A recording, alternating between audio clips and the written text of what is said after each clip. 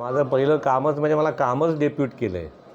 माझं काम डेप्यूट केलं आहे समन्वयाचं जिल्ह्यामधल्या. आता तुम्ही रत्नागिरी विचारलं तर रत्नागिरीच्या दोन्ही जिल्ह्यामध्ये कार्यकर्त्यांमधला जास्तीत जास्त समन्वय वाढवणं आणि भविष्यामध्ये 2029ला बघा, पक्ष हा कधीही युतीत चालत नाही, सत्ता युतीत असते, निवडणुका युतीत होतात. पक्ष हा नेहमी 100% चालतो, पक्ष युतीत नाही चालत. त्यामुळे पक्ष संघटना ही काही युतीत नसते, ती प्रत्येकाची आपला पक्ष आहे. तो पक्ष 100%च वाढवायचा असतो, संघटना वाढवायची असते. ते काम माझी प्रायोरिटी आहे आणि हे करताना या सगळ्यातला समन्वय कसा साधला जाईल ही माझी प्रायोरिटी आहे. आणि 29ला या सगळ्यातना भारतीय जनता पक्ष आणि सगळी मंडळी जास्तीत जास्त लोकप्रतिनिधी कसे निवडून आणता येतील हे माझं बाळानो काम आहे. नाही, पण आता तुम्ही रत्नागिरी जिल्ह्यात नेमकं काम काय करणार आहे? पक्षवाढीसाठी म्हणजे नेमकं काय करणार? पण मी सांगितलं समन्वय. मी राजापूरला गेलो, तिथल्या सगळ्या कार्यकर्त्यांची बैठक घेतली, समन्वय केला, सुरू केलं काम. आता पुढचे 6 वर्ष ताई मला कामच आहे. समन्वयाने नम्रपणाने जे चांगलं काम होईल ते करणार.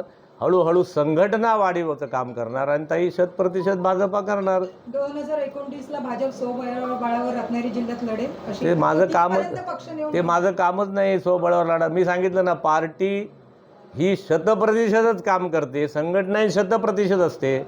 निवडणुकीच्या वेळेला नेते ठरवतात युतीत लढायचं का, महायुतीत लढायचं का, आणखीन कुठल्या युतीत लढायचं. ते माझं कामच नाही बाळानो, ते माझं काम नाही. माझं काम संघटना बळकट करणं, सरकारच्या सगळ्या योजना माझ्या कार्यकर्त्यांच्या माध्यमातून शेवटच्या माणसापर्यंत पोचवणं आणि कोणी रंजला गांजला राहणार नाही. अंतिम माणसापर्यंत अन्न, वस्त्र, निवारा या ज्या सगळ्या गोष्टी सरकारच्या सुविधा आहेत त्या पोचवण्यासाठी ही माझ्या पक्षाच्या कार्यकर्त्याची एक ब्रिगेड तयार करणं. म्हणजे उद्या एखाद्या महिलेवरती जर एखाद्या विनयभंगाचा प्रयत्न झाला तर सरकार धावून येईल की नाही माहीत नाही, पोलीस येतील की नाही माहीत नाही, मग भारतीय जनता पक्षाचा कार्यकर्ता पहिला पोचला पाहिजे. हे सोडा, त्याने अशा प्रकारचा प्रसंग होऊच द्यायचं नाही. अशा प्रकारची दहशत ताकद माझ्या कार्यकर्त्याची निर्माण व्हावी. माझा कार्यकर्ता हा स्वतःच गृहमंत्री असं समजून काम करावा. अशा प्रकारचं काम उभं करण्याची जबाबदारी बाळानो माझ्याकडे. हे खूप मोठं काम आहे, मला वाटतं ते मी करणार आहे. आपले कार्यकर्ते फार सौम्य, मग तुम्ही आक्रमक कशा प्रकारे करणार? मी पण सौम्यच आहे ताई. मी कुठे मी एवढा सौम्य आहे की ज्या राणेसाहेबांच्या विरोधात निवडणूक लढलो सौम्यपणे गोडपणे मी त्यांनाच माझ्या पार्टीत आणून माझी पार्टी 100% करून टाकली. पुंडलिक वरदे हरी विठ्ठल. त्यामुळे तो प्रयोग मी रत्नागिरीत करणारच नाही असं मी तुला म्हटलं नाही. मी ते काय सांगणार नाही. ते आता 3 वर्षानंतर भेटा, माझ्या प्रयोगाला सुरुवात तर करू दे. 3ऱ्या अंकाला भेटा. हा माझा पहिला अंकात राजाला जरा उभा तर राहू दे, वाट बघा.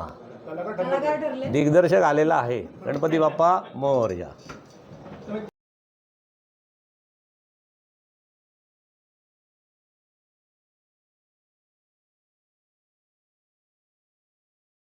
आणि हे जे प्रकल्प आहेत ते पर्यावरणपूरक असावे या मताचे मी 100% आहे.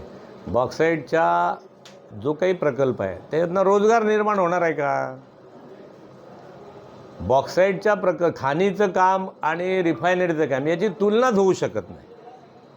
कारण खाणीमध्ये ते उकरून ते सगळं घेऊन मटेरियल लोक निघून जाणार आहेत, खड्डे शिल्लक राहणार आहेत, म्हणून लोक विरोध करत आहेत. मी त्यांच्या मताशी सहमत आहे.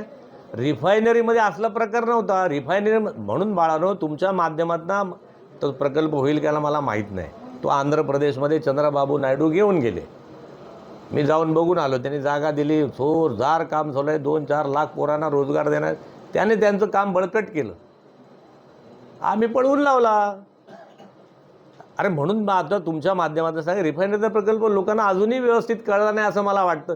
एवढा प्रचंड रोजगार देणारा, समुद्राचा उपयोग होणारा, समोर आपल्याकडे क्रूड ऑइल असणारा झालं नाही. पण बॉक्साईट होतंय त्याचं काय? मी सांगितलं ना ताई तुला. आता लोकांचा विरोध असेल तो सरकार त्याची दखल नक्कीच घेईल. इथले आमदार घेतील, मंत्री घेतील. राजापूरच्या त्याला विरोध केलाय. मग का बरोबर केला असेल. मी त्यांची माहिती घेतो. आणि माझं तर म्हणणं तेच आहे, जर अशा प्रकारचे खनिकर्माचे उद्योग या पर्यटनाच्या जिल्ह्यात होऊ नयेत असं माझा आग्रह आहे.